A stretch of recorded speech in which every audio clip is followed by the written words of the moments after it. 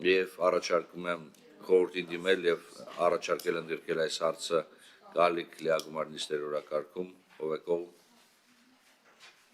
Շատ բարի, հանձնաժողով արձանագրենք, որ դիմեց խորհրդին, որպեսզի այս հարցը ընդգրկվի առաջիկա լիագումար նիստերի օրակարգում։ Հարգելի գործընկերներ, շնորհակալություն։ Շարունակենք մեր քննարկումը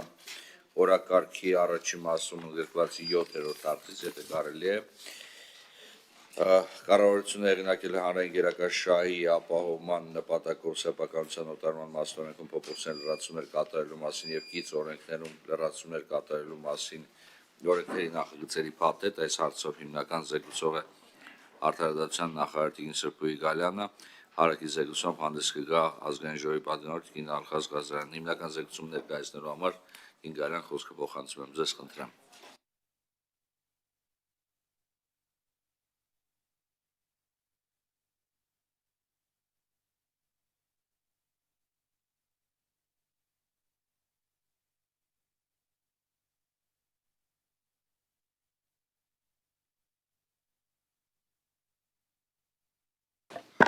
Հանձնաժողովի մեծարգո նախագահ, հանձնաժողովի հարգելի անդամներ, ձեր քննարկմանն է ներկայացվում հանրության գերակաշահերի ապահովման նպատակով սեփականության օտարման մասին, օրենքում փոփոխություններ եւ լրացումներ կատարելու մասին օրենքի եւ հարակից օրենքների նախագծերի փաթեթը։ Հանրության գերակաշահերի ապահովման նպատակով սեփականության օտարման հարաբերություններն այժմ կարգավորվում են համապատասխան օրենքով եւ չնայած ոլորտային օրենսդրական կարգավորումների շարունակական կատարելագործմանը, թե օրենսդրական, թե պրակտիկ մակարդակում կան մի շարք խնդիրներ։ Սեփականատերը դեռևս չունի օտարման գործընթացում գնահատման վրա իրական ազդեցություն ունենալու հնարավորություն։ Հանրության գերակաշահ ճանաչելու վերաբերյալ կառավարության որոշումները երբեմն բավարար չափով հիմնավորված կարող են չլինել։ Օտարվող սեփականության գնահատման, դրա նկարագրության ընթացքում առկա են որոշակի խնդիրներ, որոնք կարիք են զգում շտկման։ Երբ հանրության գերակաշահ ճանաչված նախագծի իրականացում փակուղի է մտնում, սա եւս խնդիր է, որովհետեւ գնահատման արդյունքները բողոքարկվում են քաղաքացիների կողմից եւ սեփականության իրավունքի ծագման պահը ներկայում օրենսդիրը կապում է դատական ակտի ուժի մեջ մտնելու հետ։ Վերնշված հարցերի հաշվառմամբ նախագծերի փաթեթով առաջարկվող հիմնական կարգավորումները հետևյալն են։ Օրենքով առաջարկում է նախատեսել հանրության գերակաշահ ճանաչելու վերաբերյալ կառավարությունների որոշումների հիմնավորվածության բարձրացման ուղղված կարգավորումներ, կատարելագործելով նշված որոշումների բովանդակության առաջադրվող պահանջները, ապահովելով նման որոշումների կայացմանը հանրությանը մասնակցությունն ապահովող գործիքակազմ։ Որպես ընդհանուր կանոն առաջարկում է սահմանել, որ պետությունը կամ համայնքն է ձեռք բերողը, իսկ եթե մասնավորն է, ապա դա պետք է լրացուցիչ հիմնավորվի։ Կառավարությունը պետք է սահմանի մասնավոր ձեռքբերողների ներգրավման հստակ չափանիշներ։ Օտարվող գույքերի սեփականատերերի համար նախատեսվում է ձեռքբերողի կողմից առաջարկվող փոխհատուցման չափին համաձայնելու համար խրախուսական գործիքակազմ, սահմանելով գործող կարգավորման համեմատությամբ ևս 15% ավելի բարձր չափով փոխհատուցում ստանալու հնարավորություն, փաստացի շուկայական արժեքից 30% ավել։ Տրամադրվում է նաև ձեռնարկատիրական գործունեության ընդհատման, դադարեցման ժամանակաշրջանի, բայց ոչ ավել քան 1 տարվա համար դրամական փոխհատուցում հարկային հաշվարկի հիման վրա կառավարության սահմանած կարգով։ Եթե օտարվող սեփականությունն անմիջականորեն օգտագործվել է սեփականատիրոջ կողմից իրականացվող ձեռնարկատիրական գործունեության մեջ։ Կառավարության որոշմամբ սահմանված կարգով եւ պայմաններով սեփականատիրոջը տրամադրվում է նաև սոցիալական աջակցություն գույքի օտարման հետևանքով վերաբնակեցման եւ սոցիալական այլ ազդեցությունների դիմաց։ Օտարվող գույքի սեփականատերերի եւ գույքային իրավունքներ ունեցող այլ անձանց համար երաշխավորվում են սեփականության գնահատման գործընթացում առավել մրցակցային հնարավորություն տալով մասնակցել գնահատողի ընտրությանը։ Կատարելագործել գույքը գնահատելիս հաշվի առնվող հանգամանքները, զուգահեռ լավարկել գույքի գնահատման մեթոդաբանությունը եւ չափանիշները հնարավորինս համապատասխանեցնելով միջազգային գնահատման չափանիշներին։ Ամբողջական կարգավորում են ստացել օտարվող սեփականության նկարագրության կազման հարաբերությունները։ Քաղաքացիական դատավարության օրենսգրքով փոխհատուցման չափի գլխի վիճարկման վարույթները կարգավորվել են որպես առանձին հատուկ հայցային վարույթներ, ինչը կապահովի թե սեփականատիրոջ որպես հայցվորի եւ թե ձեռքբերողի որպես պատասխանողի իրավունքների առավել բարձր պաշտպանվածություն, սահմանելով տվյալ գործերով հայցի առարկան, քննության ժամկետները, հայցի ապահովման առանձնահատկությունները։ Միաժամանակ սահմանվում է արգելք, որ նշված գործերի քննության ընթացքում չի կարող կիրառվել հայցի ապահովման այնպիսի միջոց, որը կհանգեցնի հանրության գերակաշահ ճանաչելու վերաբերյալ կառավարության որոշման, ձեռքբերողի սեփականության իրավունքի պետական գրանցման կամ դրանից բխող այլ գործողությունների կամ հանրության գերակաշահի ապահովման նպատակով սեփականության օտարման հիմք հանդիսացող գործունեության կասեցմանը։ Ձեռքբերողի համար առաջարկում է սահմանել վարչական պատասխանատվություն, տուգանք սեփականության օտարման նպատակի օրենքով սահմանված ժամկետում չսկսելու եւ Հայաստանի Հանրապետության կառավարության որոշմամբ սահմանված ժամկետում չավարտելու համար, նպատակ ունենալով համարժեք արձագանքել այդ ժամկետների խախտմանը եւ ապահովել անհատի, պետության եւ հանրության շահերի ողջամիտ եւ արդարացի հավասարակշռություն։ Ամփոփելով ուզում եմ ասել նաեւ, որ այս նախագծերի փաթեթը կարելի ասել տարիներ շարունակ քննարկվել է կառավարությունում շահագրգիռ բոլոր մարմինների հետ, նաև նախագծերի փաթեթը ուղարկվել է Վենետիկ կարծիք ստանալու նպատակով, ստացել է համապատասխան կարծիք, որը եղել է դրական, բայց ամեն դեպքում դրանում բարձրացված մտահոգությունները որոշակի առումով մտահոգությունների մասին է խոսքը, որոնք մեր գնահատման ոչ այնքան բովանդակային են, քննարկման առարկա են դարձվել եւ այս փաթեթում ներկայացված մոտեցումներն ամբողջությամբ համապատասխանում են Վենետիկի կարծիքին եւ դրանում բարձրացված հնարավոր խնդրային իրավիճակների հաղթահարման ուղղություններին։ Քանի որ հարցը շատ կարևոր է եւ կապված է մեր քաղաքացիների իրավունքների պատշաճ պաշտպանության հետ մի կողմից եւ մյուս կողմից էլ նաեւ պետության եւ գերակաշահի որոշումների պաշտպանությանը մյուս կողմից, խնդրում եմ արժանացնել նախագծերի փաթեթին դրական եզրակացության։ Շնորհակալություն Տիկին Գալյան։ Հարցեր հիմնական զեկուցողին, խնդրեմ պարոն Մինասյան։ Պատրաստի պարոն Նազարյանը։ Տիկին Գալյան, մի քանի հարց ունեմ։ Առաջինը գործող օրենքից հանում ենք հանրային գերակաշահի որոշման սկզբունքները։ Խնդրեմ մի քիչ հիմնավորել ինչի հիման վրա է հանվում այս սկզբունքները եւ արդյոք իրացվում են այլ հոդվածներով այս սկզբունքների արդեն առարկայական կոնկրետ դրսևորումները։ Երկրորդը արդյոք քաղաքացին կամ իրավաբանական անձը զրկվում է իրավունքից վիճարկելու կառավարության որոշումը գերակա հանրային շահ ճանաչելու մասին եւ եթե այո, ապա ինչ հիմնավորմամբ, որովհետեւ ես որքան հասկացա, կարող վիճարկել բացառապես փոխհատուցման չափ ըստ էության, բայց ոչ գերակա հանրային շահ ճանաչելու որոշում, եթե սխալվում եմ, խնդրում եմ ուղղեք։ Երրորդը ակնհայտ է, որ ներկայումս ավելի են սրվել հարաբերությունները պետություն մասնավոր հատվածում, հատկապես գերակա հանրային շահ հասկացության ներքո, բազմաթիվ որոշումների ներքո, երբ որ հաշվի չեն առնում մի շարք հանգամանքներ՝ սոցիալական, տնտեսական, բնապահպանական եւ այլն։ Արդյոք այդ կարգավորումները, այս նոր կարգավորումները այս հարցերին անդրադարձ ավելի մանրամասը կատարում են թե ոչ։ Պարոն Մինասյան, միայն մի ճշգրտող հարց, պետություն մասնավոր հարաբերություններ ասելով ինչ նկատի ունեք, պետություն բիզնես, թե պետություն քաղաքացի։ Ցանկացած հարաբերություն, որի դեպքում ուղղակի գերակա հանրային շահի ճանաչում եւ սեփականությունը պետք է օտարվի։ Չէ, դուք ասացիք լարվել են, այդ լարումը, որ նկարագրեք, հարցին կպատասխանեմ, ինչի Ասում եմ, թե բիզնես միջավայրում, թե քաղաքացիական, սովորական հարաբերություններում։ Չէ, ձեր հարցի բովանդակությունն է ինձ համար անհասկանալի։ Ինչով են լարված պետություն մասնավոր հարաբերությունները։ Երբ որ պետությունը որոշում է որևէ կոնկրետ բիզնեսի պատկանող կազմակերպության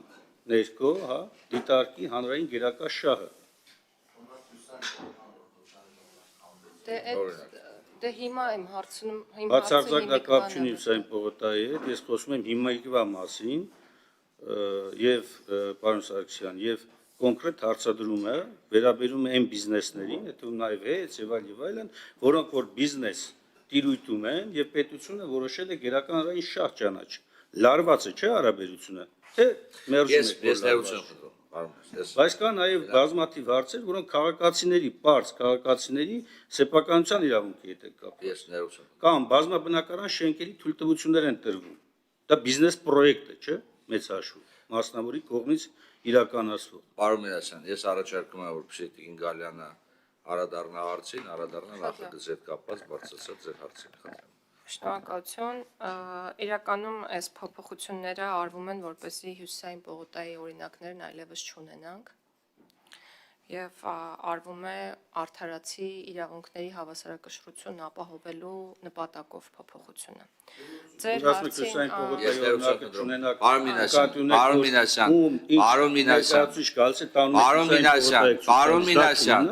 Պարոն Մինասյան,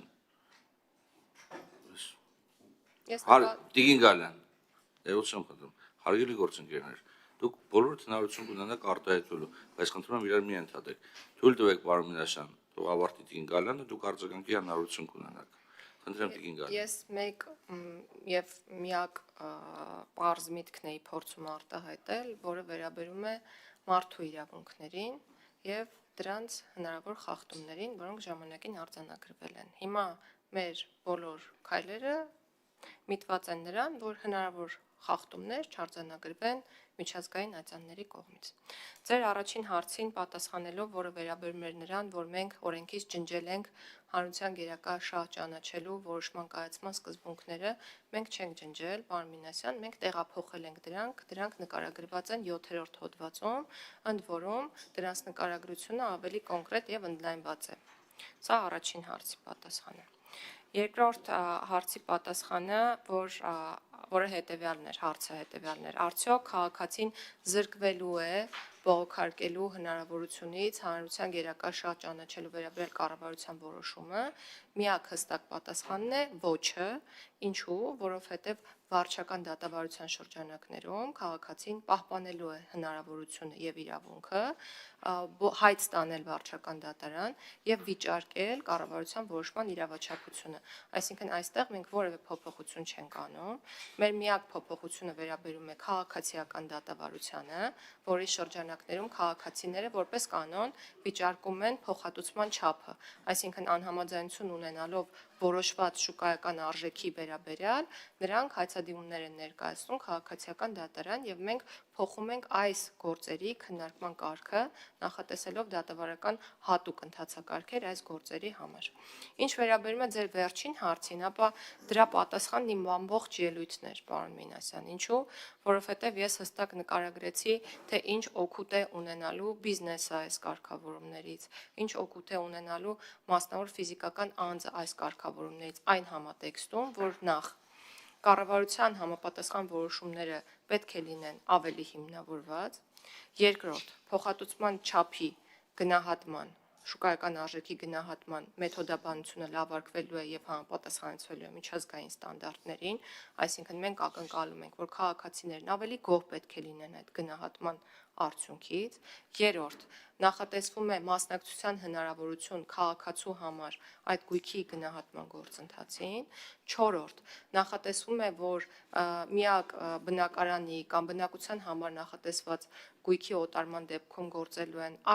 փոքր-ինչ այլ կառուցակարգեր, նաև հաշվի առնելով սոցիալական որոշակի խնդիրների հաղթահարման ուղղված վճարների տրամադրման հնարավորությունները եւ վերջին, եթե բիզնես տարածք է օտարվում որպես հանրության գերակա շահ, ապա այս դեպքում ես իմ ելույթում նշեցի, որ հաշվարկային հաշվապահական փաստաթղթերի հիման վրա հաշվարկվելու է նաև հնարավոր վնասը կամ ձեռնարկատիրական գործունեության արդյունքում հաշվարկվելիք եկամուտը եւ վճարվելու է տվյալ անձանց։ Ընդհանուր առմամբ ձեր հարցի պատասխանը շատ հակիրճ այսքանն էր, բայց ես ուզում եմ շեշտադրել այն հանգամանքը կրկին, որ այս փաթեթով մենք փորձում ենք պաշտպանել այն քաղաքացիների իրավունքները, որոնց սեփականության իրավունքը սահմանափակվելու է կառավարության որոշմամբ, եւ մյուս կողմից էլ ուզում ենք հնարավորություններ սահմանել, որպեսզի սեփականության իրավունքը փոխանցվի ավելի վաղ, քան դատարանում երկարատև process-ներն են, որովհետեւ մենք ունենք մի իրավիճակ, երբ օրինակ 100 բնակչից միայն մեկը կարող է բողոքարկել համապատասխան որոշումը կամ համաձայն չլինել փոխհատուցման չափի հետ եւ մեծ ներդրումային ծրագիրը կարող է կանգ առնել միայն այն պատճառով, որ սեփականության իրավունքի փոխանցումը մենք չենք կարողանում իրականացնել։ Եվ եւս մեկ կարևոր հանգամանք եմ ուզում շեշտադրել, այս պահին գործում է բոնուսային համակարգ, մասնավորապես եթե քաղաքացին համաձայնում է գնահատման արդյունքին, նրան վճարվում է շուկայական արժեքը պլյուս 15%, այսինքն 15% հավելյալ վճարում է տեղի ունենում, նախագծով առաջարկվում է եւս 15% վճարել այն դեպքում, երբ քաղաքացին համաձայնում է առանց դատական բողոքարկումների փոխանցել սեփականության իրավունքը, այսինքն 30% փաստացի շուկայական արժեքի գնահատումից ավել տրամադրվելու է քաղաքացուն որպես փոխհատուցում սեփականության իրավունքի զիջման, այսպես ձևակերպեմ։ Արձագանքում եք, խնդրեմ։ Հին Գարյան, ինձ թվում է ի սկզբանե, երբ որ հարցադրումը դրվում է, այլ ենթատեքստեր պետք չի փնտրել։ Պրոբլեմներ եղել են բոլոր նախաձեռնություններում, բոլոր նախագծերում, նախկինում էլ, ներկայում էլ։ Եվ երբ որ Հյուսային պողոտան հատուկ շեշտվում է, ու դուք բոլորդ, բոլոր պարսրաշան պաշտոնատար անձինք, պատգամավորներ եւ այլն, երբ որ հյուր եք ունենում, տանում եք Հյուսային պողոտա գեղեցկությունն եք ցույց տալիս Երևանի, դա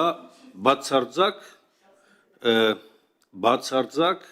չի նշանակում, որ բացարձակ չի նշանակում ունեզրկված քաղաքացիները հիմա էլ կան։ Ու ասեմ ձեզ ավելին, այդ Հյուսային պողոտայի շրջանակներում բազմաթիվ դատական ակտերը, որ կայացվել են, եւ նաեւ մի մասն էլ, որ հիմա կայացվել է ու նաեւ ընթացքը չի գնացել, այսինքն կա չկառուցապատված չէ տեղեր, բազմաթիվ տեղեր կան չկառուցապատված, որ Տիկին Գալյանի բերած նախաձեռնության շրջանակներում ստացվում է, որ հետագայում այդպես չի լինելու։ Այսինքն սեփականության իրավունքը օտարվելու է, անկախ նրանից հետագայում դատարանը ինչ կորոշի, այնտեղ ինչ կկառուցվի, ներդրումային ինչ ծրագիր կիրականացվի, դա կապ չունի ձեր իրավունքների պաշտպանության հետ։ Ըստ էության պատասխանը սա էր, որ հետ այսու դա չի կասեցնելու ներդրումային ծրագիրը, դուք ուզում եք բողոքարկեք, գնացեք բողոքարկեք, բայց սեփականության իրավունքը անցնելու է անձին, ով որ իրականացնի այդ ծրագիրը, եւ եթե հետագայում հարց կարող է առաջանալ բացառապես փոխհատուցման մակարդակում ընդամենը, ոչ ավել, ոչ անձի սեփականության իրավունքի վերականգնման հնարավորություն կտրվի, կամ եթե այդպեսին տրվի, էականորեն սահմանափակվում է այդ հնարավորությունը։ Եվ վերջին դիտարկումը, Տիկին Գալյան, բիզնեսի գնահատումը, երբ որ դուք ասում եք բիզնեսը գնահատվում է եւ դրան համապատասխան է տրվում, իմ հարցադրումը շատ ավելի խորքը վերաբերում էր հետեւյալին. ցանկացած բիզնեսի կամ քաղաքացու սեփականության իրավունքի վերցնելը եւ կոնկրետ ծրագրերի տակ դնելը ինքը ունենում է ոչ միայն տնտեսական, ոչ միայն իրավական, նաեւ բազմաթիվ բնապահպանական հետևանքներ։ Առարկայորեն մենք այսօր տեսնում ենք, չէ՞, բազմաբնակարան շենքերի այս մասշտաբային շինարարության բնապահպանական հետևանքները, որոնց մի էական մասը նաեւ գերական հանրային շահի ներքո սեփականության օտարում է եղել։ Հիմա իմ հարցադրման խորքը այստեղ էր, առանց որևէ մեկին թիրախավորելու։ Համակարգային եմ ես ուզում հարցադրման անդրադառնանք։ Օրինակ, երբ որ որոշվում է այդ ամբողջ մեխանիզմը փորձաքննությունների, արդյոք նախատեսվում է, որ ավելի ընդլայնել, ավելի մեծացնել, ոչ թե թողնել քաղաքաշինական թույլտվությունների շրջանակում, նախապես, որպեսզի կարողանա հանրությունը հետագայում նաև կարևորի այդ մեխանիզմը, այդ ինստիտուտը, ասենք նույն նախկին իրականացված միջոցառումների ժամանակ էլ է սա թերություն եղել, բնապահպանական, հա, ասենք նույն շրջակա միջավայրի կամ կլիմայի փոփոխության հետևանքները հաշվի չառնելը, հա, այդ հարցադրումները համակարգային դրա համար եմ ես բարձրացնում։ Այսօր բոլորը բողոքում են հեղեղներից, հեղեղատարների բացակայությունից եւ այլն, բայց մի էական հատված նաև պայմանավորված է նրանով, որ գերակա հանրային շահի ներքո այս ամենը հաշվի չեն առնվել։ Ասենք իրակ տրվել է թույլտվություն կամ գերակա շահի ներքո կառուցապատման իրավունքի փոխանցումը։ Ձևակերպենք, որտեղ ելույթներ հնարավորություններ են ունենալու։ Ես հարցի էությունն եմ բացատրում, որպեսզի հստակ լինի։ Տրվել են կառուցապատման թույլտվություններ առանց հաշվի առնելու այս ամենը, հետո սկսում ենք բողոքել։ Քաղաքաշինությունից ենք բողոքում, պետական կամ տեղական ինքնակառավարման մարմիններից ենք բողոքում, մինչդեռ հարցի մեխը ի սկզբանե դրված է այստեղ։ Եվ դա չի վերաբերում Միչայելոս մենակ Երևանին, վերաբերում է ողջ հանրապետությանը։